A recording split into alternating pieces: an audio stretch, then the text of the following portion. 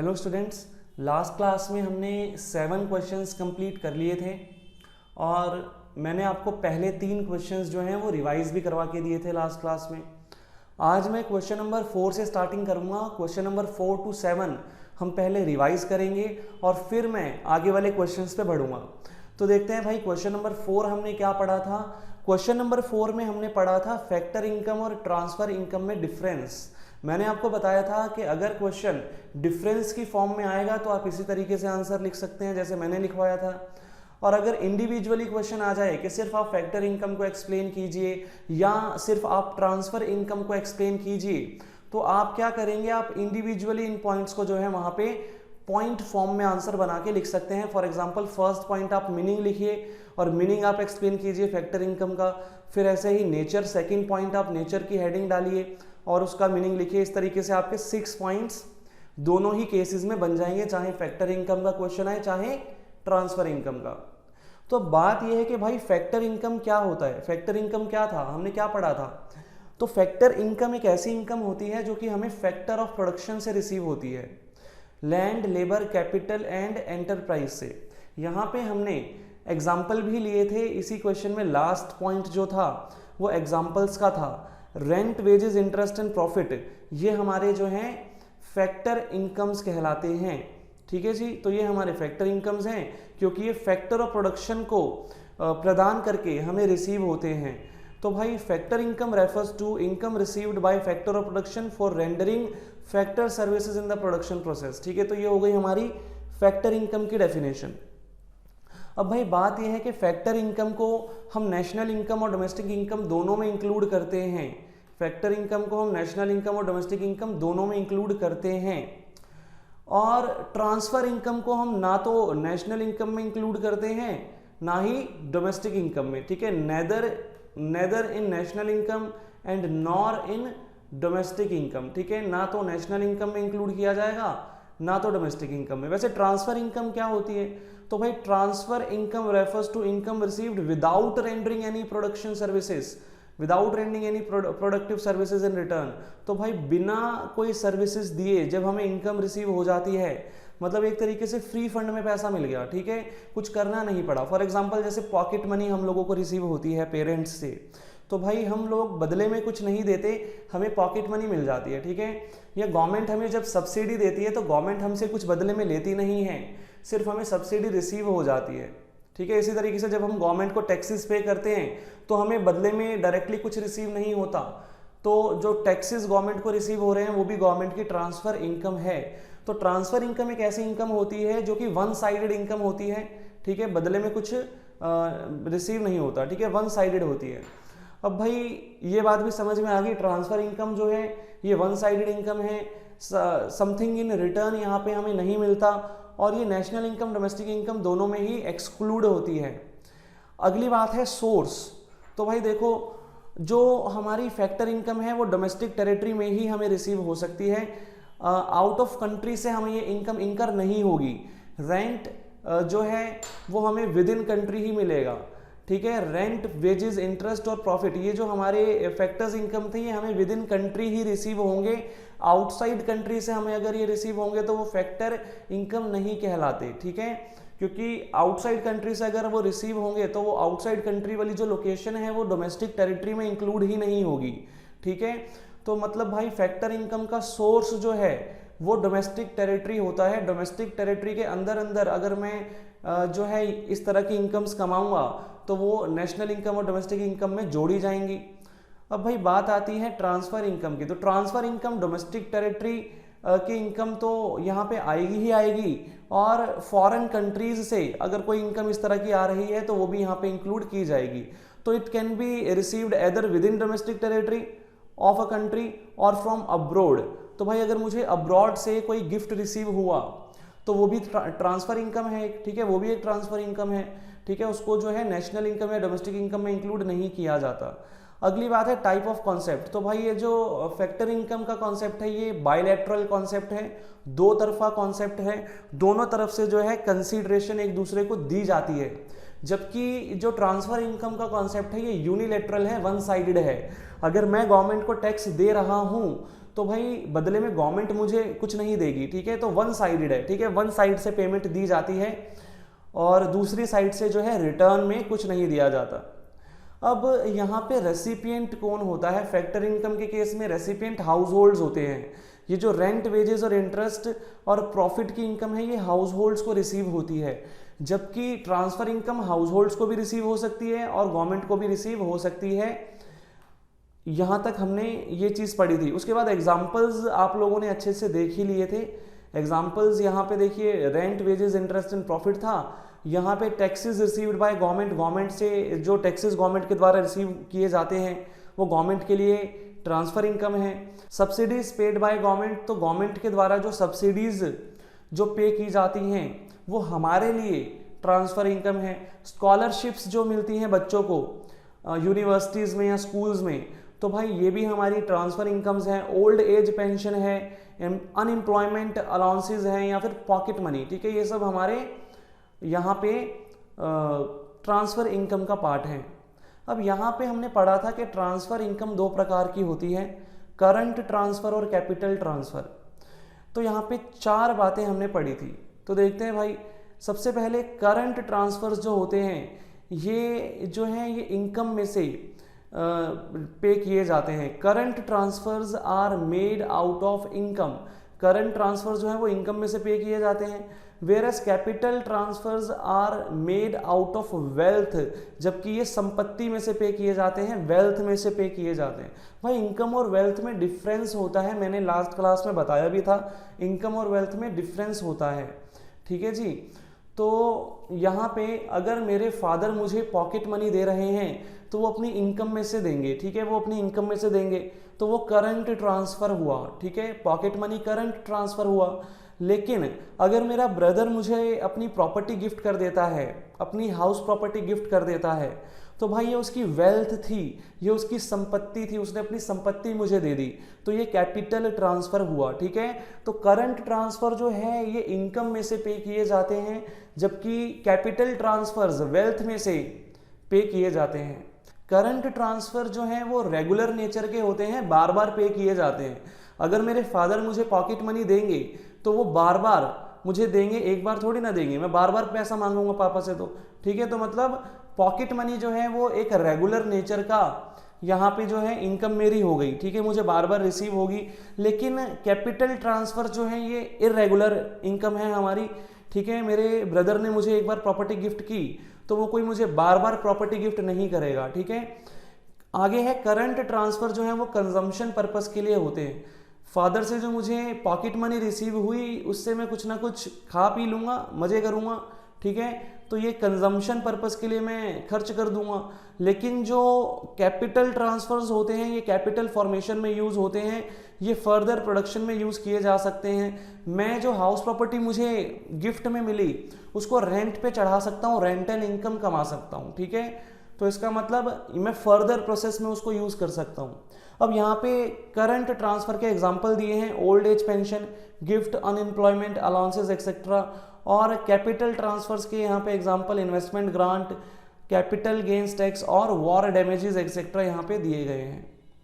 आगे हमने पढ़ा था फाइनल गुड्स और इंटरमीडिएट गुड्स में डिफरेंस।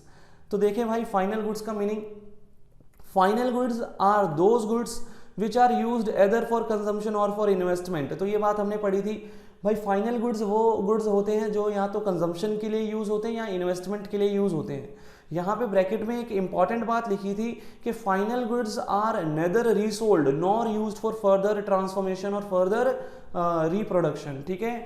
तो इसका मतलब फाइनल गुड्स जो हैं ना तो वो रीसेल के लिए यूज होंगे ना ही वो फर्दर ट्रांसफॉर्मेशन के लिए यूज होंगे, ठीक है। ये बात यहाँ पे इंपॉर्टेंट थी। आगे यहाँ पे हमने पढ़ा था कि फाइनल गुड्स में क्या क्या इंक्लूड होगा। फाइनल गुड्स इंक्लूड्स, तो क्या क्या इंक्लूड होगा, फाइनल गुड्स जो है उसमें goods purchased by consumer house holds include होंगे as they meet for final consumption, क्योंकि वो फाइनल कंजम्पशन के लिए बने होते हैं। जैसे कि मिल्क हो गया, मिल्क अगर हाउस होल्ड्स के द्वारा खरीदा जा रहा है तो वो जो है उसको कंज्यूम कर लेंगे, फाइनली कंज्यूम कर लेंगे वो उसको, ठीक है, फाइनल कंजम्पशन हो जाएगी उसकी। तो मिल्क अगर हाउस होल्ड्स के द्वारा खरीदा जाएगा तो वो फर्दर प्रोडक्शन में यूज नहीं होगा, इसीलिए उसको क्या बोलेंगे हम, तो भाई वो हमारा फाइनल गुड्स होगा। मैंने आपको बताया था कोई भी वस्तु फाइनल गुड्स है या इंटरमीडिएट गुड्स है, ये उसके एंड यूज पे डिपेंड करता है। तो अगर मिल्क हाउस होल्ड्स के द्वारा यूज किया जाएगा तो वो फाइनल गुड्स है। अगर वही सेम मिल्क एक जो है स्वीट शॉप पे यूज किया जाएगा स्वीट्स बनाने के लिए, तो फिर वो इंटरमीडिएट गुड है। अगर वही सेम मिल्क एक डेयरी शॉप पे बेचने के लिए यूज किया जाएगा तो वो एक इंटरमीडिएट गुड है, रीसेल पर्पज से यूज किया जाएगा। ठीक है, आगे यहाँ पे देखिए, यहाँ पे हमने सेकेंड पॉइंट पढ़ा था कि goods purchased bye firms for capital formation और इन्वेस्टमेंट। अगर किसी फर्म ने कोई गुड्स खरीदे हैं कैपिटल फॉर्मेशन के लिए, इन्वेस्टमेंट पर्पस के लिए, तो वो भी हमारा फाइनल गुड्स कहलाएंगे यहाँ पे। अब इंटरमीडिएट गुड्स के रिस्पेक्ट में हमने यहाँ पे पढ़ा था कि intermediate goods refers to those goods which are used either for resale और for further production in the same year. सबसे इंपॉर्टेंट बात, इन द सेम ईयर। तो अगर कोई वस्तु within same year resale purpose के लिए यूज की जा रही है या फिर फर्दर प्रोडक्शन के लिए, तो वो इंटरमीडिएट गुड्स है। ब्रैकेट में बहुत इंपॉर्टेंट बात यहाँ पे हमने लिखी थी, if remain for more than 1 year then they are treated as final goods. अगर भाई ये वस्तुएं 1 साल से ज्यादा समय तक रिटेन करके रखी गई तो फिर वो फाइनल गुड्स का रूप ले लेंगी। तो बहुत इंपॉर्टेंट बात थी। यहाँ पे इंटरमीडिएट गुड्स में क्या क्या इंक्लूड होगा, तो भाई यहाँ पे goods purchased for resale include होंगे। तो भाई दोबारा बेचने के लिए जो वस्तुएं खरीदी गई हैं, for example milk purchased bye dairy shop जो है, ये हमारा एक इंटरमीडिएट गुड है। ठीक है जी। ऐसे ही आगे हमने यहाँ पे पढ़ा goods used for further production, जैसे कि milk used by sweet shop for making sweets. ठीक है, ये हमारा एक यहाँ पे एग्जाम्पल हो गया। तो फर्दर प्रोडक्शन में जो चीजें यूज होंगी वो भी हमारा इंटरमीडिएट गुड्स होंगी। अगली बात यहाँ पे नेचर में हमने पढ़ा था कि भाई नेशनल इनकम और डोमेस्टिक इनकम दोनों में ही हमारे इंक्लूड हो गए final goods. Final goods are included in both national income and domestic income. जबकि जो इंटरमीडिएट गुड्स है जबकि जो इंटरमीडिएट गुड्स है ना तो नेशनल इनकम में इंक्लूड होंगे ना ही डोमेस्टिक इनकम में इंक्लूड होंगे। ठीक है, तो ना ही नेशनल इनकम में इंक्लूड होने वाले हैं ना ही डोमेस्टिक इनकम में। अगली बात थी वैल्यू एडिशन। तो जो फाइनल गुड्स हैं वो रेडी टू यूज होते हैं। ठीक है, तो इसीलिए उनके रिस्पेक्ट में कोई भी फर्दर वैल्यू एडिशन की मुझे जरूरत नहीं है, उस पर कोई फर्दर प्रोसेस मुझे नहीं करना पड़ेगा। They are ready to use, so इसीलिए उनमें कोई वैल्यू एडिशन की जरूरत नहीं है। तो यही बात यहाँ पे लिखी थी, they are ready to use by final users, that is no value has to be added to final goods. कोई वैल्यू एडिशन की जरूरत यहाँ पे नहीं होती। लेकिन इंटरमीडिएट गुड्स जो हैं वो फाइनली कंजम्पशन के लिए भी रेडी नहीं होते हैं, इसीलिए यहाँ पे हमें वैल्यू एडिशन की जरूरत होती है। They are not ready for final use, that is some value has to be added to them. तो उनमें कुछ ना कुछ वैल्यू एडिशन तो हमें करना ही पड़ेगा यहाँ पे। ठीक है, तो ये चीज हमने यहाँ पे पढ़ ली थी, वैल्यू एडिशन वाला पॉइंट। उसके बाद प्रोडक्शन बाउंड्री हमने जो है पढ़ा था कि भाई जो फाइनल गुड्स हैं ये प्रोडक्शन बाउंड्री को क्रॉस कर देते हैं, जबकि इंटरमीडिएट गुड्स जो हैं वो विद इन प्रोडक्शन बाउंड्री रहते हैं। यहाँ पे एग्जांपल्स हमने ले लिए कि भाई milk purchased by house holds for consumption, car purchased as an investment. ठीक है, ऐसे ही यहाँ पे milk used in a dairy shop for resale या फिर coal used in factory for further production. ठीक है, तो ये सब हमारा यहाँ पे इंटरमीडिएट गुड्स और फाइनल गुड्स के एग्जाम्पल थे। यहाँ पे कुछ इंपॉर्टेंट बातें हमने लिखी थी। सबसे पहली बात, अगर एक प्रोडक्शन यूनिट के द्वारा दूसरे प्रोडक्शन यूनिट को कोई वस्तु बेची जा रही है तो मोस्ट ऑफ द केसेस में वो इंटरमीडिएट गुड्स होते हैं, बट जरूरी नहीं है कि हमेशा ही वो इंटरमीडिएट गुड हो। ठीक है, जरूरी नहीं है कि हमेशा ही वो इंटरमीडिएट गुड हो, उसके एंड यूज पे डिपेंड करेगा। और अगर उसका एंड यूज जो है वो फर्दर प्रोडक्शन या रीसेल है तो फिर तो वो इंटरमीडिएट गुड्स होगा, अदरवाइज वो फाइनल गुड्स होगा। तो देखिए पढ़ते हैं यहाँ से, intermediate goods are generally purchased by one production unit from another production unit. Intermediate goods generally एक प्रोडक्शन यूनिट के द्वारा दूसरे प्रोडक्शन यूनिट से खरीदे जाते हैं। That is intermediate goods remain within production boundary. Intermediate goods जो है वो हमेशा प्रोडक्शन बाउंड्री में रहते हैं। लेकिन यहाँ पे एक इंपॉर्टेंट बात हमने लिखी थी कि भाई how ever all purchases by one production unit from another production unit are not intermediate purchases। तो भाई एक प्रोडक्शन यूनिट के द्वारा अगर दूसरे प्रोडक्शन यूनिट से सामान खरीदा गया है तो जरूरी नहीं है कि वो इंटरमीडिएट गुड्स ही हो। For example purchase of building machinery etcetera are not intermediate purchases. भाई अगर बिल्डिंग मशीनरी एक्सेट्रा खरीदी गई है तो ये एक प्रोडक्शन यूनिट के द्वारा दूसरे प्रोडक्शन यूनिट से ही खरीदी गई है, लेकिन ये इंटरमीडिएट परचेजेस नहीं है, ठीक है, ये इंटरमीडिएट परचेजेस नहीं है, ये इन्वेस्टमेंट पर्पज से खरीदी गई होती है, ठीक है। तो इसका मतलब भाई इस तरह की परचेजेस हमारी फाइनल गुड्स का पार्ट होंगी, इंटरमीडिएट गुड्स नहीं होंगी। तो for example purchases for building, purchases of building machinery etcetera are not intermediate purchases if they are not meant for resale as their value is not included in the value of final goods। भाई machinery की value में final goods की value में नहीं जोड़ता, building की value में final goods की वैल्यू में नहीं जोड़ता अगर मैं बिल्डिंग को रेंट पे देता हूं तो, ठीक है। तो इस तरीके से ये जो हमारा है हमने पढ़ा। इसके बाद in fact such purchases are termed as final goods as they are purchased for investment, ठीक है। तो ये बात भी हमारी डिस्कस हो चुकी थी। अगली बात हमने यहाँ पे पढ़ी थी कि भाई इंटरमीडिएट गुड्स की डिमांड फाइनल गुड्स की डिमांड पे डिपेंडेंट है। इंटरमीडिएट गुड्स की डिमांड फाइनल गुड्स की डिमांड पे डिपेंडेंट है। फॉर एग्जांपल एक मशीन से मैं शूज़ बना रहा हूँ, तो अगर शूज़ की डिमांड अच्छी खासी होगी तो उस मशीन की डिमांड भी अच्छी खासी होगी। वो मशीन क्या है, फाइनल गुड्स है, और शूज़ मैं उससे बना रहा हूँ तो शूज़, तो भाई नेक्स्ट हमारा यहाँ पे क्या था, demand for intermediate goods depend upon demand for final goods. तो इंटरमीडिएट गुड्स की डिमांड जो है वो फाइनल गुड्स की डिमांड पे डिपेंडेंट रहेगी। फाइनल गुड्स की डिमांड अगर ज़्यादा होगी तो इंटरमीडिएट गुड्स की भी डिमांड ज़्यादा होगी। अब मान लेते हैं कि भाई मैं एक स्वीट शॉप चलाता हूँ और स्वीट्स की डिमांड ज़्यादा है, स्वीट्स की डिमांड ज़्यादा है और उन स्वीट्स के अंदर मिल्क डलता है, तो फिर मिल्क की भी डिमांड ज़्यादा होगी। मिल्क एक इंटरमीडिएट गुड है और स्वीट एक फाइनल गुड्स है, तो स्वीट की डिमांड पे डिपेंड करेगी मिल्क की डिमांड, ठीक है। तो यहाँ पे डिमांड जो है वो डिपेंडेंट है। अगली बात, durable goods purchased by government for military purpose are included under the category of intermediate goods as they are used to produce defense services and not for market sale। तो यहाँ पे specifically military purpose से जो सामान खरीदा जाता है उसके रिस्पेक्ट में एक इंपॉर्टेंट बात लिखी है कि भाई ये जो मिलिट्री पर्पस के लिए जो भी माल खरीदा जाएगा वो हमेशा क्या होगा, इंटरमीडिएट गुड होगा, ठीक है। गवर्नमेंट के द्वारा जो मिलिट्री पर्पस के लिए सामान खरीदा जाएगा। अगली बात यहाँ पे हमने पढ़ी थी, value of intermediate good is merged in the value of final goods. Intermediate goods की वैल्यू जो है वो फाइनल गुड्स की वैल्यू में मर्ज कर दी जाती है। For example suppose a miller buys wheat for 700। एक मिलर ने व्हीट खरीदा 700 का और उसको कन्वर्ट कर दिया फ्लोर में, आटे में कन्वर्ट कर दिया, 1000 रुपये का आटा बना दिया उसने, उससे 1000 रुपये में बेचेगा वो आटा।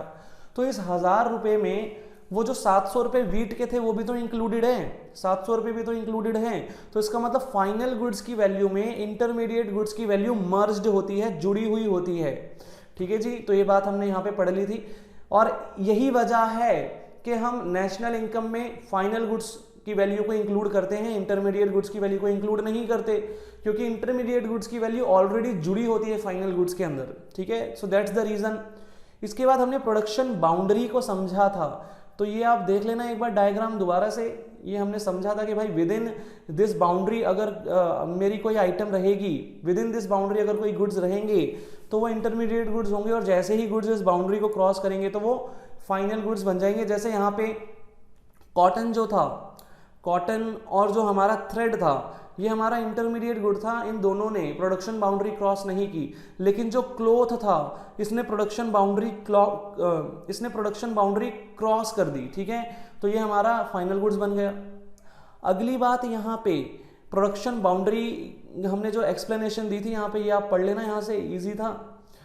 और उसके बाद मैंने बताया था हम कैसे क्लासीफाई करेंगे किसी भी वस्तु को कि वो इंटरमीडिएट गुड्स है या फाइनल गुड्स। तो मैंने बताया था एंड यूज पे डिपेंड करेगा। अगर विद इन सेम ईयर में उसको रीसेल कर रहा हूँ या फर्दर प्रोडक्शन में यूज कर रहा हूँ विद इन सेम ईयर, तो भाई उस केस में वो इंटरमीडिएट गुड होगा, अदरवाइज वो फाइनल गुड होगा। एग्जाम्पल्स हमने यहाँ पे लिए थे, आप लोग एक बार रीड करना, और ये कुछ क्वेश्चन हमने एक डिस्कस किया था अंडरस्टैंडिंग के लिए। आगे हमने यहाँ पे कंजम्पशन गुड्स और कैपिटल गुड्स के बारे में पढ़ा था। मैंने बताया था गुड्स दो प्रकार के होते हैं, इंटरमीडिएट गुड्स और फाइनल गुड्स। अब ये जो फाइनल गुड्स हैं ये फर्दर दो कैटेगरीज में डिवाइडेड है, कंजम्पशन गुड्स और कैपिटल गुड्स, ठीक है। तो ये हमने यहाँ पे पढ़ा था। तो देखते हैं भाई कंजम्पशन गुड्स और capital goods. Consumption goods refers to those goods which satisfy the want of the consumer directly.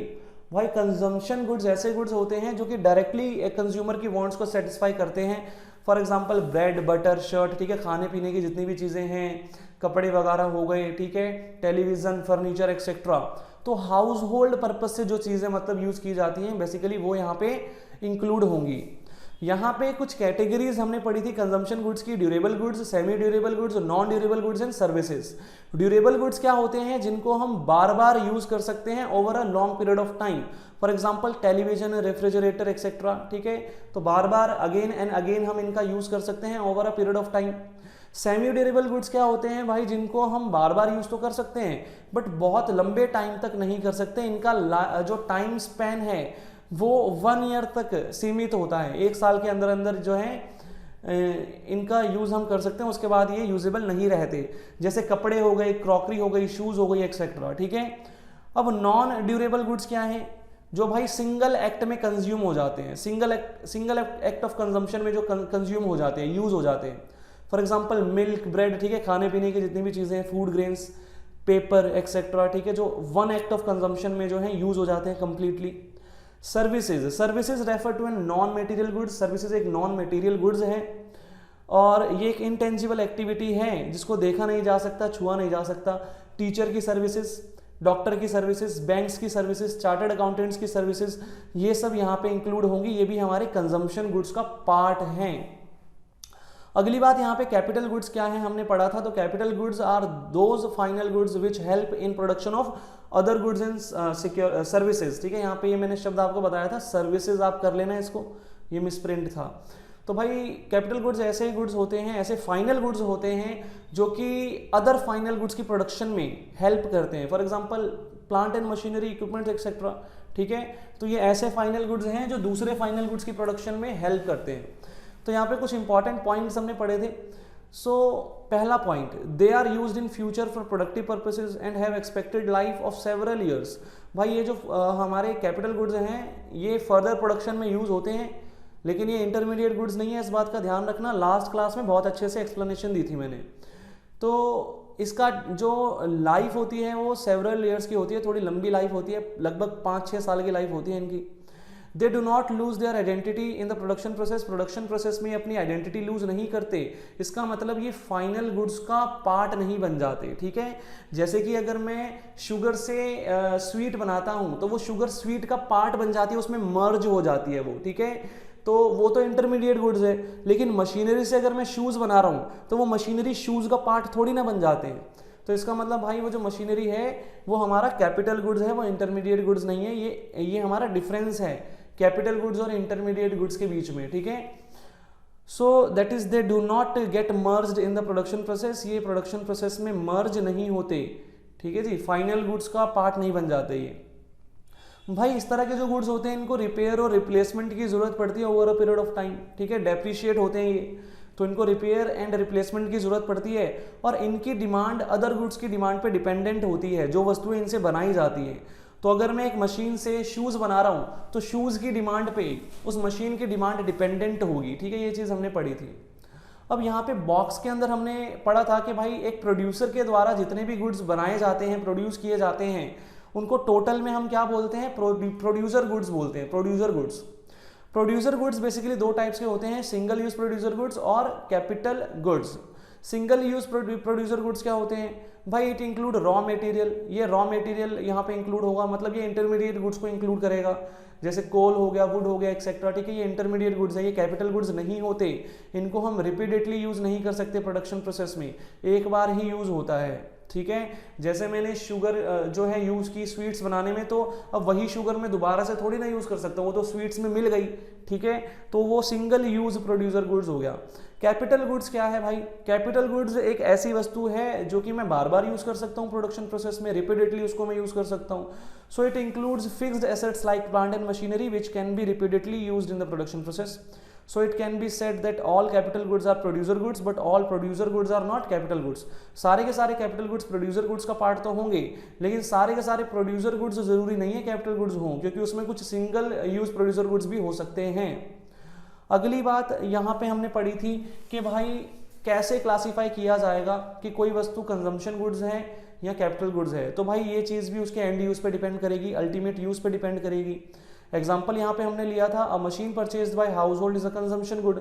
अगर एक मशीन एक हाउस होल्ड के द्वारा खरीदी गई है तो उसका एंड यूज़ क्या है, उसका एंड यूज़ भाई वो घरेलू पर्पस के लिए यूज़ करेगा, फर्दर प्रोडक्शन प्रोसेस में उसको यूज़ नहीं करने वाला वो तो उसका क्या हो गया, फाइनल गुड्स तो है बट कंजम्पशन गुड्स है वो, ठीक है। लेकिन अगर मशीन फर्म के द्वारा खरीदी जाती है तो फिर वो फर्दर प्रोडक्शन में यूज़ होगी, बिजनेस पर्पस के लिए यूज़ होगी, तो वो कैपिटल गुड्स कहलाएगी। However if machine is bought by firm for resale, लेकिन अगर मशीन जो है वो फर्म के द्वारा रीसेल के लिए खरीदी जाती तो फिर भाई उस केस में वो इंटरमीडिएट गुड्स बन जाती। ये बहुत ज़्यादा इंपॉर्टेंट बात यहाँ पे हमने पढ़ी थी, ठीक है। तो ये छोटी छोटी बातें हैं, मल्टीपल चॉइस क्वेश्चंस में भी आ सकती हैं बीच बीच में से उठा के, तो आपको एक एक बात बहुत डिटेल में समझ के स्टडी करनी पड़ेगी। 7th क्वेश्चन यहाँ पे डिफरेंस था कंजम्पशन गुड्स और कैपिटल गुड्स के बीच में। सबसे पहले हमने यहाँ पे लिखा था सेटिस्फेक्शन ऑफ ह्यूमन वांट्स। तो कंजम्पशन गुड्स जो हैं ये डायरेक्टली सेटिस्फाई करते हैं ह्यूमन वांट्स को, डायरेक्टली सेटिस्फाई करते हैं, जबकि कैपिटल गुड्स डायरेक्टली सेटिस्फाई नहीं करते, ये प्रोडक्शन प्रोसेस में यूज होते हैं, ठीक है। इनकी जो डिमांड है वो डेराइव्ड डिमांड होती है। डेराइव्ड डिमांड का मतलब डिपेंडेंट डिमांड, ठीक है। तो फाइनल गुड्स की डिमांड पे डिपेंडेंट होती है इनकी डिमांड। हालांकि ये भी फाइनल गुड्स हैं बट इनके थ्रू जो फाइनल गुड्स बनाए जा रहे हैं उन पे डिपेंडेंट होती है इनकी डिमांड। आगे है कि भाई ये जो है कंजम्पशन गुड्स ये प्रोडक्शन कैपेसिटी को प्रमोट नहीं करते, they do not promote production capacity, production capacity बढ़ाने में सहायता नहीं करते। लेकिन कैपिटल गुड्स जो है ये प्रोडक्शन कैपेसिटी बढ़ाने में सहायता करते हैं हमारी, they help in raising production capacity. आगे है लाइफ, एक्सपेक्टेड लाइफ इनकी। तो भाई most of the consumption goods except durable goods have limited expected life, बहुत लिमिटेड एक्सपेक्टेड लाइफ होती है, जबकि कैपिटल गुड्स की जो लाइफ है वो 1 साल से तो ज़्यादा ही होती है। 1 साल क्या, लगभग 5-6 साल की लाइफ तो इनकी होती ही है, ठीक है। तो ये हमारे कैपिटल गुड्स हो गए, ठीक है। तो ये हमारा लास्ट क्लास का पूरा डिस्कशन था, ये सारी चीज़ें हमने पढ़ी थी। आप इनको अच्छे से रिवाइज करना, लिख लिख के याद करना, ठीक है जी। ऐसा नहीं है कि मैं टेस्ट लूंगा तो आप टेस्ट देंगे, आपको खुद सेल्फ टेस्ट देना है, आपको ये रिस्पॉन्सिबिलिटी उठानी पड़ेगी। तो चलिए बच्चों क्वेश्चन नंबर 8 स्टार्ट करते हैं। क्वेश्चन नंबर 8 हमारा यहाँ पे है, discuss in detail gross investment, net investment and depreciation. हमें ग्रॉस इन्वेस्टमेंट, नेट इन्वेस्टमेंट और डेप्रिसिएशन को यहाँ पे डिस्कस करना है। अब भाई ग्रॉस इन्वेस्टमेंट या नेट इन्वेस्टमेंट पढ़ने से पहले हम लोग ये पढ़ेंगे कि भाई इन्वेस्टमेंट क्या होता है, इन्वेस्टमेंट का क्या मतलब है। तो देखो भाई यहाँ पे इन्वेस्टमेंट को हम अल्टरनेटिवली कैपिटल फॉर्मेशन भी कह सकते हैं। तो इन्वेस्टमेंट बोलो या कैपिटल फॉर्मेशन बोलो एक ही बात है, ठीक है। तो ये बात पहले क्लियर होनी चाहिए माइंड में कि इन्वेस्टमेंट का अल्टरनेटिव नेम क्या है, कैपिटल फॉर्मेशन है। अब अगली बात ये होता क्या है, इन्वेस्टमेंट होता क्या है। तो भाई एक इकोनॉमी के अंदर जब कैपिटल स्टॉक में एडिशन किया जाता है तो उसे इन्वेस्टमेंट कहते हैं। सिंपल सीधी सी बात है, दोबारा बताता हूं। एक इकोनॉमी में जब कैपिटल स्टॉक में एडिशन किया जाता है तो उसको इन्वेस्टमेंट कहा जाता है। अब बात यह है कि भाई एक इकोनॉमी के अंदर कैपिटल स्टॉक में इन्वेस्टमेंट किया जाता है, उसको इन्वेस्टमेंट कहते हैं। लेकिन कैपिटल स्टॉक क्या होता है, तो भाई कैपिटल स्टॉक का मतलब होता है fixed assets plus unsold stock. Capital stock में क्या क्या आएगा, सारे के सारे फिक्स्ड एसेट्स आ जाएंगे, और क्या आएगा, तो भाई और आएगा यहाँ पे अनसोल्ड स्टॉक, मतलब ऐसा स्टॉक जो अभी बिका नहीं है, ठीक है, रेडी है बट अभी बिका नहीं है, तो अनसोल्ड स्टॉक भी हमारे यहाँ पे आएगा। तो कैपिटल स्टॉक आप लिख लेना इस बात को, capital stock equals to fixed assets plus unsold stock, ठीक है जी। तो हम जब फिक्स्ड एसेट्स या अनसोल्ड स्टॉक में एडिशन करेंगे तो वो हमारा इन्वेस्टमेंट होगा। फॉर एग्जाम्पल मैं अगर मशीनरी खरीदता हूँ फॉर एग्जाम्पल अगर मैं मशीनरी खरीदता हूं तो मशीनरी एक फिक्स्ड एसेट है, फिक्स्ड एसेट्स में मैंने एडिशन किया तो ये इन्वेस्टमेंट है। अगर मैं इन्वेंट्रीज खरीदता हूं तो मैंने स्टॉक में इन्वेस्टमेंट किया, मैंने स्टॉक जो है बढ़ाया, स्टॉक में एडिशन किया, तो ये भी एक इन्वेस्टमेंट है, ठीक है। तो एग्जांपल देखो यहाँ पे दिया भी हुआ है, पहले एक बार रीड कर लेते हैं। इन्वेस्टमेंट और capital formation refers to addition to capital stock of an economy. तो एक इकोनॉमी के जब कैपिटल स्टॉक में हम लोग एडिशन करेंगे सो उसको हम कहेंगे इन्वेस्टमेंट या कैपिटल फॉर्मेशन। एग्जांपल देखो यहाँ पे, अगर मैं एक बिल्डिंग कंस्ट्रक्ट करवाता हूँ, कंस्ट्रक्शन ऑफ बिल्डिंग, तो बिल्डिंग एक फिक्स्ड एसेट है, इससे फिक्स्ड एसेट में मैंने एडिशन किया तो ये एक इन्वेस्टमेंट है। ऐसे ही मैंने मशीनरी परचेज की तो भाई मैंने फिक्स्ड एसेट में एडिशन किया तो ये एक इन्वेस्टमेंट है। ऐसे ही एडिशन टू इन्वेंट्रीज, मैंने इन्वेंट्रीज जो है उसमें एडिशन किया तो ये भी एक इन्वेस्टमेंट है। मैंने बताया कि भाई कैपिटल स्टॉक में इन्वेंट्रीज भी इंक्लूड होंगी, अनसोल्ड इन्वेंट्रीज, अनसोल्ड स्टॉक।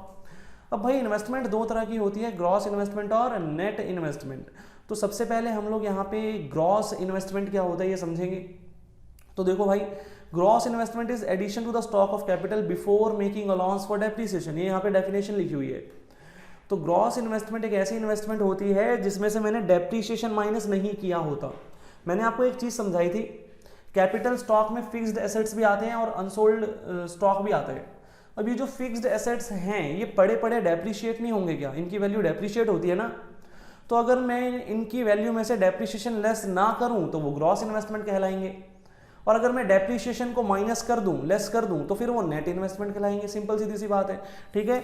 तो gross investment is addition to the stock of capital, stock of capital बोलो या फिर कैपिटल फॉर्मेशन बोलो,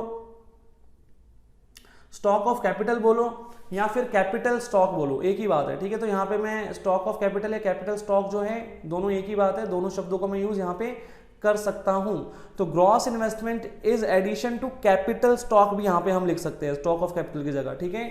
तो gross investment is addition to capital stock before making allowance for depreciation. तो gross investment क्या है भाई, कैपिटल स्टॉक में जो एडिशन होती है उसको हम ग्रॉस इन्वेस्टमेंट बोलते हैं, बस हमने यहाँ पे डेप्रिसिएशन को लेस नहीं किया before making allowance for depreciation, ठीक है। अब कैपिटल स्टॉक में क्या क्या आता है, तो capital stock consist of fixed assets and unsold stock. Capital stock में फिक्स्ड एसेट्स भी आते हैं, अनसोल्ड स्टॉक भी आते हैं, जैसे कि मैं पहले बता चुका हूं। So gross investment is the expenditure on purchase of fixed asset and unsold stock during the accounting year. तो ग्रॉस इन्वेस्टमेंट का मतलब जो हमने फिक्स्ड एसेट और अनसोल्ड स्टॉक को खरीदने पे जो खर्चा किया, जो एक्सपेंस किया, उसको हम क्या कहेंगे, ग्रॉस इन्वेस्टमेंट कहेंगे। अब आते हैं नेट इन्वेस्टमेंट पे। तो नेट इन्वेस्टमेंट का मतलब आपको समझ में आ ही क्या होगा भाई, अगर मैं ग्रॉस इन्वेस्टमेंट में से डेप्रिसिएशन लेस कर दूं तो वो नेट इन्वेस्टमेंट हो जाएगा, ठीक है। ग्रॉस इन्वेस्टमेंट और नेट इन्वेस्टमेंट में किस चीज का डिफरेंस है, सिर्फ डेप्रिसिएशन का अंतर है, ठीक है। तो in the actual addition made to the capital stock of economy in a given period is termed as net investment. तो जो एक्चुअल एडिशन किया जाता है इकोनॉमी के स्टॉक के अंदर उसको हम क्या कहते हैं, नेट इन्वेस्टमेंट। भाई यहाँ पे एक्चुअल शब्द का यूज इसलिए किया है क्योंकि भाई डेप्रिशिएट भी तो होता है एसेट, तो डेप्रिसिएशन लेस करेंगे तभी तो एक्चुअल एडिशन समझ में आएगा ना कि एक्चुअल में कितना एडिशन हुआ, ठीक है जी। तो जो एक्चुअल एडिशन होगा कैपिटल स्टॉक के अंदर उसको हम क्या बोलेंगे, नेट इन्वेस्टमेंट। अब यहाँ पे नीचे मैंने फॉर्मूला टाइप लिख के बता दिया कि भाई net investment equals to gross investment plus depreciation, तो ये बात भी समझ में आ गई होगी। तो देखो भाई, ग्रॉस इन्वेस्टमेंट और नेट इन्वेस्टमेंट इन दोनों में सिर्फ डेप्रिसिएशन का डिफरेंस है। ग्रॉस इन्वेस्टमेंट में मैंने डेप्रिसिएशन लेस नहीं किया होता, नेट इन्वेस्टमेंट में मैंने डेप्रिसिएशन लेस कर दिया होता है। तो अब डेप्रिसिएशन क्या है, तो ये आपको पहले से पता है, आप बचपन से पढ़ते आ रहे हैं डेप्रिसिएशन तो क्या है। तो देखो भाई, the term depreciation means fall in the value of tangible fixed asset due to wear and tear, passage of time, accident, expected obsolescence, change in technology etcetera, ठीक है। तो ये हमारे जो है कुछ कारण थे। 11th क्लास में भी हमने अकाउंट्स के अंदर ये पढ़ा था कि भाई डेप्रिसिएशन यहाँ पे क्या होगा, ठीक है। तो डेप्रिसिएशन का मीनिंग हमने पढ़ा था कि जब टेंजिबल फिक्स्ड एसेट्स की वैल्यू फॉल होती है तो उसको हम क्या बोलते हैं, डेप्रिसिएशन बोलते हैं। तो भाई gross value equals to net value plus depreciation. देखो ध्यान से देखना, अगर मैं नेट वैल्यू में डेप्रिसिएशन जोड़ दूं तो क्या आएगी, ग्रॉस वैल्यू, क्योंकि मैंने अभी बताया था ग्रॉस वैल्यू में से डेप्रिसिएशन लेस करूंगा तो नेट वैल्यू आएगी, है ना। ये डेप्रिसिएशन जो इधर मैं ऐड कर रहा हूं ये अपोजिट साइड पे जाके लेस हो सकता है ना ग्रॉस वैल्यू में से। तो बस यहाँ पे एक अंडरस्टैंडिंग आपको दी गई है कि ग्रॉस वैल्यू में से अगर मैं डेप्रिसिएशन घटाऊंगा तो नेट वैल्यू आएगी मेरे पास, ठीक है। नेट वैल्यू में अगर मैं डेप्रिसिएशन जोड़ दूंगा तो ग्रॉस वैल्यू आ जाएगी, ठीक है। ये चीज आपको यहाँ पे समझनी है। अब सबसे इंपॉर्टेंट बात, डेप्रिसिएशन को अलग अलग नामों से यहाँ पे जाना जाता है, तो ये आपने पहले नहीं पढ़ा हुआ, प्रैक्टिकल क्वेश्चंस में यूज होगा ये, तो आपको पता होना चाहिए। देखो मैंने अलग से आपको ढंग से लिख के दिया है ये, depreciation is also known as current replacement cost. Current replacement cost अगर आपको कहीं क्वेश्चन में दिखेगा तो वो उसका मतलब डेप्रिसिएशन होगा। ऐसे ही replacement cost of fixed asset, अगर ये शब्द आपको कहीं दिखता है तो इसका मतलब भी डेप्रिसिएशन होता है। और कैपिटल कंजम्पशन अलाउंस, भाई ये भी डेप्रिसिएशन का ही इंटरचेंजेबल वर्ड है। तो तीन अल्टरनेटिव नेम यहाँ पे अजीब अजीब से बड़े बड़े से दिए गए हैं, आपको ये याद करने पड़ेंगे, बहुत इंपॉर्टेंट है। प्रैक्टिकल क्वेश्चंस में ऐसे वाले नाम यूज करेगा, वो सीधा सीधा आपको डेप्रिसिएशन शब्द नहीं बताएगा, ठीक है। वो आपको इन तरीकों से अलग अलग नाम देगा वो आपको। अब भाई मुझे एक बात बताओ, डेप्रीशिएट होने के कारण क्या होते हैं, एक एसेट के डेप्रीशिएट होने के कारण क्या होते हैं?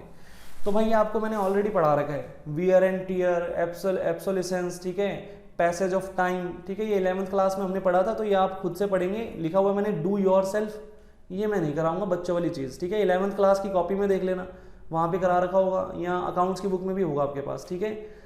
अब डेप्रिसिएशन और कैपिटल लॉस में क्या अंतर होता है, डेप्रिसिएशन और कैपिटल लॉस है क्या और इनमें अंतर क्या होता है? तो देखो सबसे पहले तो ये है क्या, इन दोनों का मीनिंग क्या है? तो डेप्रिसिएशन का तो मीनिंग पता है आपको, it refers to fall in value of fixed asset due to wear and tear, passage of time and expected obsolescence, ठीक है, तो ये तो आपको पता ही है। लेकिन कैपिटल लॉस क्या है ये भी पढ़ लेते हैं। It refers to loss in value of the fixed asset due to the unforeseen obsolescence, unforeseen obsolescence. अब देखो भाई यहाँ पे एक शब्द यूज किया था एक्सपेक्टेड एब्सोल्यूशंस, ठीक है, डेप्रिसिएशन में मैंने क्या शब्द यूज किया था, एक्सपेक्टेड एब्सोल्यूशंस, और यहाँ पे अनफोर्सीन एब्सोल्यूशंस, ठीक है, अनफोर्सीन एब्सोल्यूशंस। भाई एक्सपेक्टेड एब्सोल्यूशंस का मतलब हुआ कि जो हम एक्सपेक्ट करते थे, मतलब हमें पहले से पता था, मतलब हमें पहले से पता था कि भाई इतना एक्सपेक्टेड था कि इतना जो है एब्सोल्यूट हो सकती है टेक्नोलॉजी। अनफोर्सीन एब्सोल्यूशंस का मतलब ये होता है कि भाई जो हमने सोचा भी नहीं था, अनफोर्सीन हमारी सोच से परे, ठीक है, तो मतलब एक ऐसा एब्सोल्यूशंस जो कि हमने सोचा भी नहीं था, मतलब अनएक्सपेक्टेड था, ठीक है, यहाँ पे एक्सपेक्टेड था और वहां पे क्या था, अनएक्सपेक्टेड। आप अनफोर्सीन की जगह अनएक्सपेक्टेड भी लिख सकते हैं, ठीक है। तो it refers to loss in value of the fixed asset due to unforeseen obsolescence, मतलब सोचा भी नहीं था भाई कि इतना एब्सोल्यूट हो जाएगी टेक्नोलॉजी। नेचुरल कैलेमिटीज, भाई कोई सोचता थोड़ी ना है कि नेचुरल आपदाएं आएंगी, थेफ्ट, तो कोई सोचता थोड़ी ना कि चोरी हो जाएगी, एक्सीडेंट। तो भाई ये था कैपिटल लॉस, ठीक है। दोबारा से एक बार देख लेते हैं, डेप्रिसिएशन का मीनिंग तो पता ही है हमको, डेप्रिसिएशन का मतलब जब एसेट की वैल्यू गिरती है wear and tear, passage of time या एक्सपेक्टेड एब्सोल्यूशन से।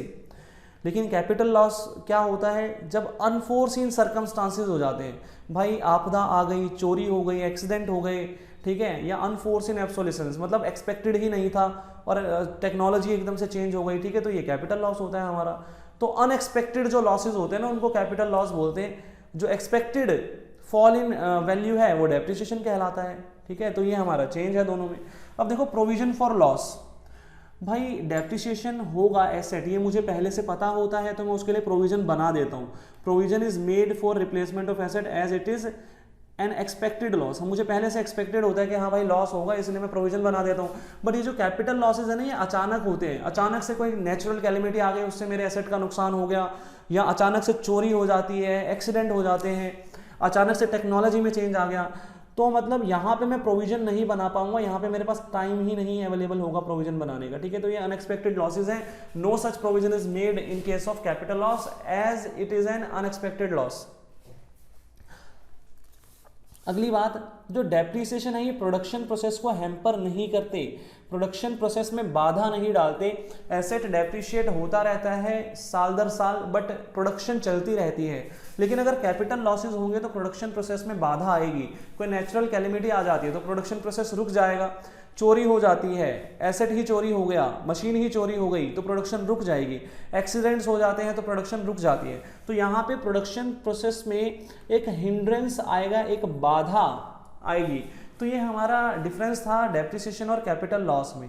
डेप्रिसिएशन एक expected fall in value of tangible fixed assets होता है, जबकि कैपिटल लॉस जो है वो unexpected fall in value of tangible fixed asset होता है, ठीक है। उसके लिए कोई प्रोविजन हम नहीं बना सकते क्योंकि हमें पता ही नहीं होता, अनएक्सपेक्टेड होता है, और प्रोडक्शन प्रोसेस जो है वो हमारा रुक जाता है इसकी वजह से।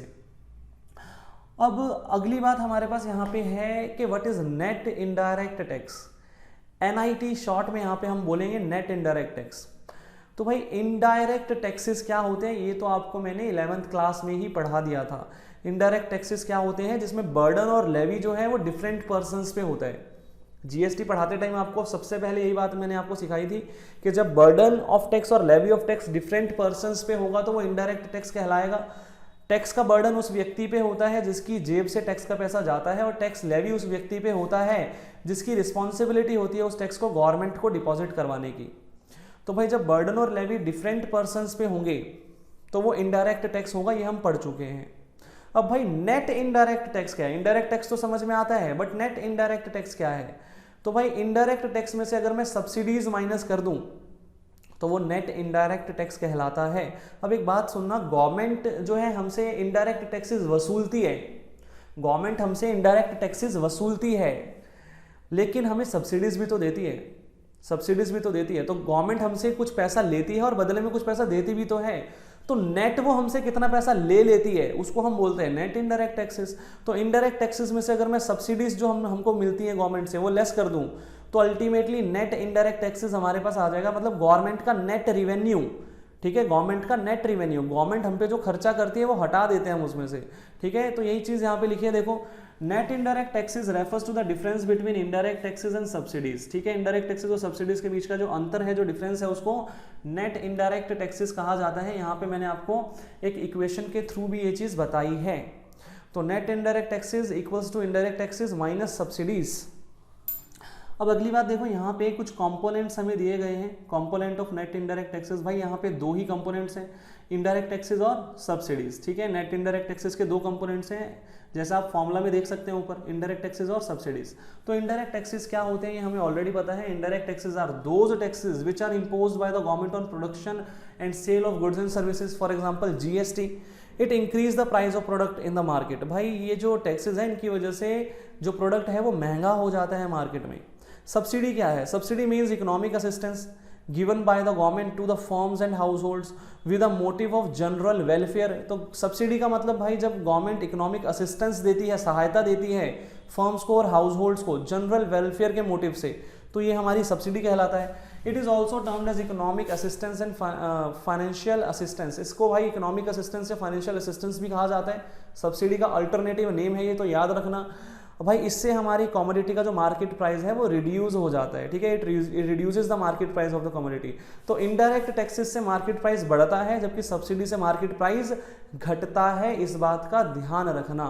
ठीक है जी, इनडायरेक्ट टैक्सेस से मार्केट प्राइस बढ़ता है, सब्सिडी से मार्केट प्राइस घटता है। अब अगली बात यहाँ पे नेक्स्ट क्वेश्चन हमारा, भाई फैक्टर कॉस्ट और मार्केट कॉस्ट ये क्या चीजें हैं? फैक्टर कॉस्ट और मार्केट कॉस्ट या मार्केट प्राइस। ठीक है, तो देखो भाई, factor cost it refers to the amount paid to factor of production for their contribution in the production process. भाई फैक्टर कॉस्ट का मतलब जो हमने फैक्टर ऑफ प्रोडक्शन को पेमेंट्स की हैं। ठीक है, फैक्टर ऑफ प्रोडक्शन को जो हम पेमेंट्स करते हैं उसको हम क्या बोलते हैं? फैक्टर कॉस्ट बोलते हैं। इसका मतलब एक तरीके से अगर मैं ये बोलूँ जो मेरी फैक्टर इनकम है वही मेरी फैक्टर कॉस्ट है, तो गलत बात नहीं होगी। भाई एक पर्सन के लिए जो इनकम है वो दूसरे पर्सन के लिए क्या होगी? कॉस्ट होगी ना, एक्सपेंस होगा। तो फैक्टर कॉस्ट का मतलब जो फैक्टर ऑफ प्रोडक्शन पे मैंने खर्चा किया वो फैक्टर कॉस्ट है। अब मार्केट कॉस्ट क्या है? मार्केट प्राइस क्या है? It refers to the price at which the product is actually sold in the market. भाई जितने प्राइस में एक्चुअली प्रोडक्ट बेचा जा रहा है मार्केट में उसको हम मार्केट प्राइस या मार्केट कॉस्ट कहते हैं। अब एक बात देखो, यहाँ पे मैंने इक्वेशन के थ्रू आपको ये बात समझाई है कि भाई market price equals to factor cost plus indirect taxes minus subsidies. ठीक है, तो मार्केट प्राइस जो है वो कैसे आता है? Market price equals to factor cost, मतलब जो मैंने फैक्टर ऑफ प्रोडक्शन पे जितना पैसा खर्च किया वो आएगा, और प्लस उसमें नेट इनडायरेक्ट टैक्सेस ऐड होंगे और सब्सिडीज लेस होंगी। तो ये यहाँ पे हमने पढ़ा। अब इसको मैं अल्टरनेटिवली ऐसे भी लिख सकता हूँ कि भाई market price equals to factor cost plus net indirect taxes. ठीक है, एनआईटी, क्योंकि indirect taxes minus subsidies NIT ही होता है, नेट इनडायरेक्ट टैक्सेस ही होता है। तो मार्केट प्राइस जो हमारा है, मार्केट कॉस्ट जो हमारी है वो कैसे आएगी? Factor cost plus net indirect taxes. ठीक है, तो ये हमारे मार्केट प्राइस हमारे पास आएगा। अब एक एग्जाम्पल यहाँ पे लेते हैं, एग्जाम्पल से थोड़ी ज़्यादा बेटर अंडरस्टैंडिंग होती है। तो देखो भाई यहाँ पे एग्जाम्पल हमने एक लिया है, if the cost of producing an item is 500। ठीक है, तो समझना भाई ध्यान से, अगर एक कमोडिटी को प्रोड्यूस करने की जो लागत है वो 500 रुपये है।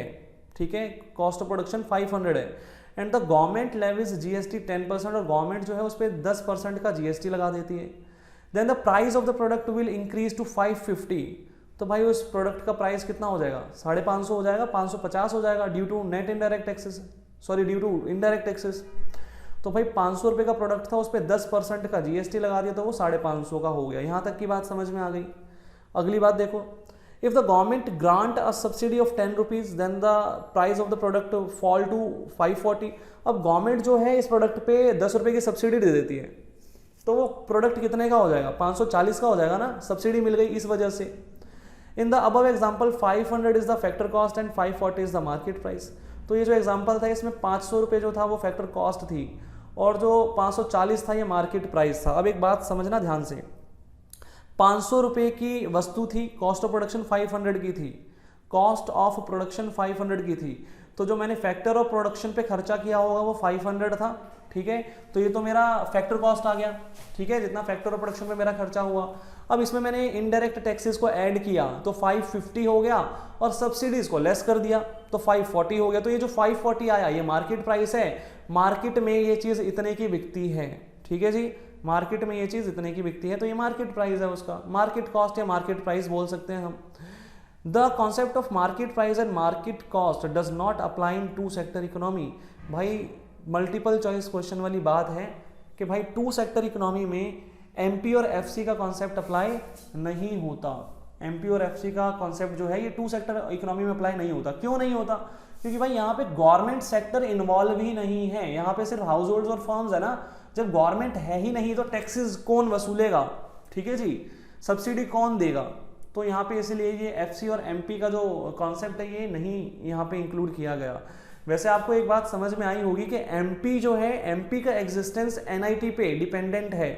अगर एनआईटी है तो ही एमपी है, अगर एनआईटी जीरो है तो एमपी होगा ही नहीं, तो उस केस में तो एमपी एफसी के इक्वल हो जाएगा, ठीक है जी।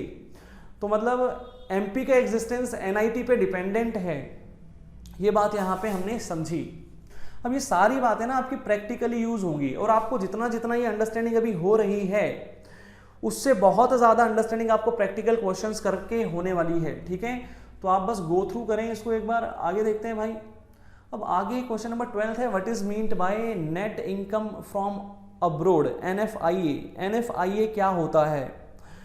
तो देखो भाई यहाँ पे लिखा हुआ है, it refers to the difference between factor income received from abroad and factor income paid to abroad.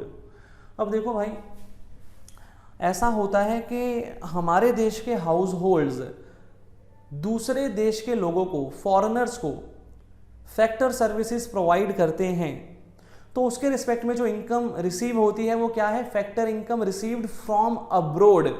मैंने फॉरेन कंट्री से एक इनकम रिसीव की फैक्टर ऑफ सर्विसेज प्रोवाइड करके, ठीक है जी, फैक्टर ऑफ प्रोडक्शन प्रोवाइड करके, तो वो फैक्टर इनकम फ्रॉम अब्रॉड है।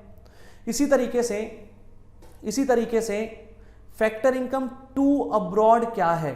भाई हम लोग, हमारे देश के लोग फॉरेन कंट्रीज से फैक्टर सर्विसेज जब हायर करते हैं तो उनको पेमेंट करते हैं, उनको पैसा देते हैं, तो वो फैक्टर इनकम टू अब्रॉड होती है।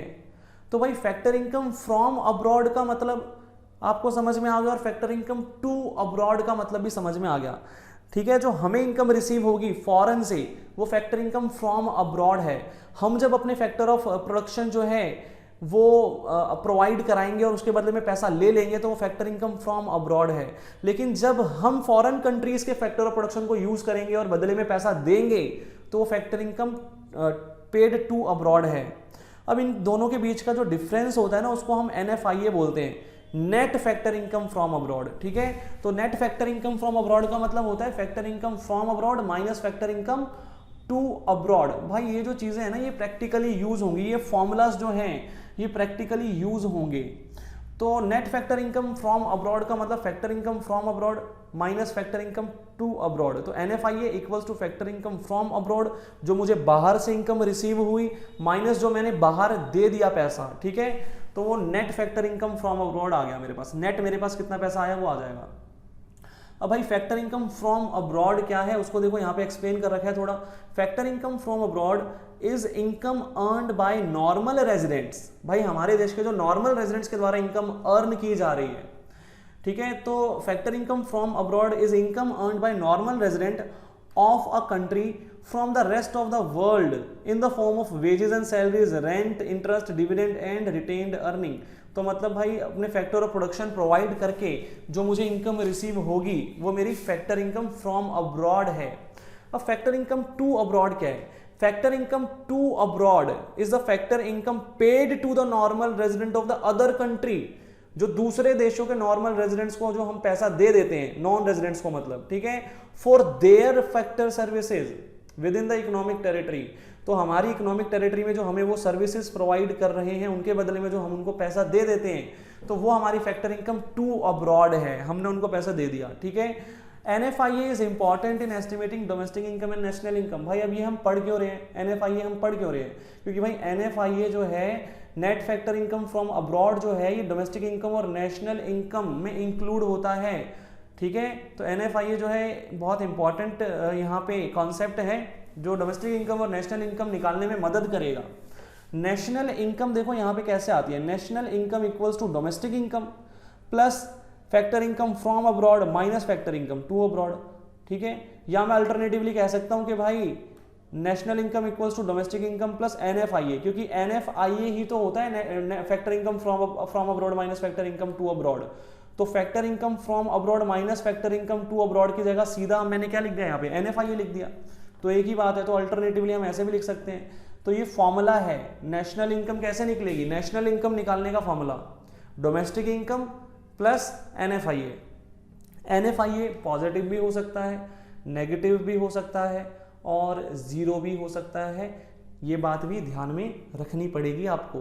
तो ये मल्टीपल चॉइस क्वेश्चन में बेसिकली ये सारी चीज़ें पूछी जाएंगी, प्रैक्टिकल क्वेश्चंस में इसका इतना यूज़ नहीं होगा। अब देखो यहाँ पे ना कुछ कंपोनेंट्स हैं NFIA के, तो net factor income from abroad के कुछ कंपोनेंट्स हैं, ये हम पढ़ लेते हैं। 3 कंपोनेंट्स हैं यहाँ पे। पहला कंपोनेंट है net compensation to employees, net compensation to employees. It refers to difference between income from work received by resident workers living और employed abroad for less than 1 year. तो ध्यान से देखना, it refers to difference between income from work, ठीक है, तोड़ तोड़ के पढ़ेंगे। It refers to difference between income from work received by resident workers. भाई काम करके पैसा मिला, इनकम मिली, किसको मिली, रेजिडेंट वर्कर्स को मिली, ठीक है, हमारे देश के जो रेजिडेंट्स हैं। लिविंग और एम्प्लॉयड अब्रॉड, ये लोग जो हैं अब्रोड में काम कर रहे हैं, फॉरेन कंट्री में एम्प्लॉयड हैं, फॉर लेस देन 1 ईयर, 1 साल से कम समय के लिए, ठीक है। And similar payment made to non resident workers staying और employed within the domestic territory of the country for less than 1 year, ठीक है। तो सिमिलर पेमेंट जो हम अपने देश में जो फॉरेनर्स आए हुए हैं उनको जो हम करते हैं, वो अगर मैं लेस कर दूं तो ये मेरे पास आएगा नेट कंपनसेशन टू एम्प्लॉयज। दोबारा एक बार देखना, दोबारा देखना, दोबारा समझाता हूं मैं। हमारे देश के नॉर्मल रेजिडेंट्स जब दूसरे देश में काम करने के लिए जाते हैं तो वहां पे वो जो इनकम अर्न कर रहे हैं वो वाली इनकम, और उसमें से मैं माइनस कर दूंगा जो दूसरे देश के नॉर्मल रेजिडेंट्स हमारे देश में आके पैसा कमा रहे हैं, इनकम कमा रहे हैं, कंपनसेशन कमा रहे हैं। तो वो जो नेट आएगा अमाउंट माइनस करने के बाद जो आएगा वो नेट कंपनसेशन टू एम्प्लॉयज आएगा, ठीक है। दोबारा देख लो, it refers to difference between, देखो दोबारा से एक बार, it refers to difference between this all and this, ठीक है। दोबारा से मैंने बताया एक बार, this refers to difference between, जितना भी मैं ये हाईलाइट कर रहा हूं, ये जो नेट कंपनसेशन टू एम्प्लॉयज है ये क्या है, difference between this all and ये जो मैंने अभी हाईलाइट किया, ठीक है, दिस, ठीक है। तो इन दोनों के बीच का जो डिफरेंस है, तो it refers to difference between income from work received by resident worker living और employed abroad for less than 1 year. तो काम करने से जो इनकम हुई है रेजिडेंट वर्कर्स को जो कि अब्रॉड में लिव कर रहे हैं, एम्प्लॉयड हैं 1 साल से कम समय के लिए, एंड सिमिलर पेमेंट जो हम अपने देश में दे रहे हैं फॉरेनर्स को, ठीक है। उन दोनों के बीच का जो डिफरेंस है उसको हम क्या कहते हैं, नेट कंपनसेशन टू एम्प्लॉयज, ठीक है। ये प्रैक्टिकली आपका यूज नहीं होगा, थ्योरेटिकली यूज होगा, लेकिन आपको यहाँ पे समझ के चलना है, थोड़ा थोड़ा अंडरस्टैंडिंग आपको रखनी है, ठीक है जी। आएगा तो थ्योरेटिकली पेपर में, बट थोड़ा थोड़ा अंडरस्टैंडिंग आपको होनी चाहिए। तो भाई नेट कंपनसेशन टू एम्प्लॉयज जो है वो NFIA का पार्ट है, net factor income from abroad का पार्ट है। अगली चीज देखो, net income from property and entrepreneurship.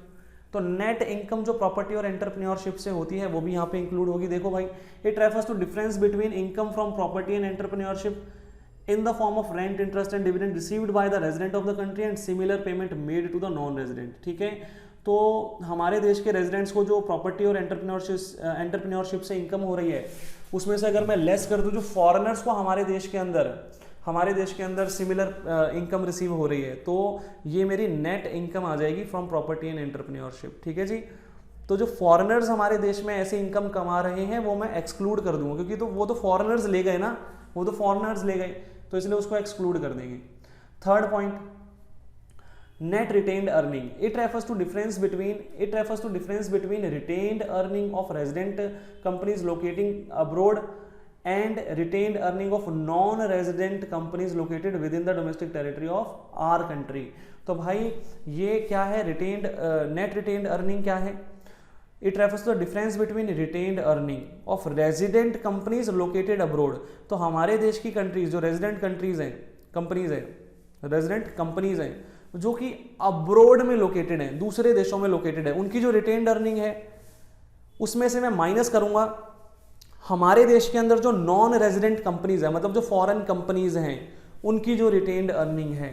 ठीक है, तो हमारे देश की कंपनीज की रिटेन्ड अर्निंग में से फॉरेन कंपनीज की रिटेन्ड अर्निंग अगर मैं लेस कर दूंगा तो वो नेट रिटेन्ड अर्निंग आएंगी। ठीक है, retained earning refer to that part of profit which is kept as reserve after paying corporate tax and dividend।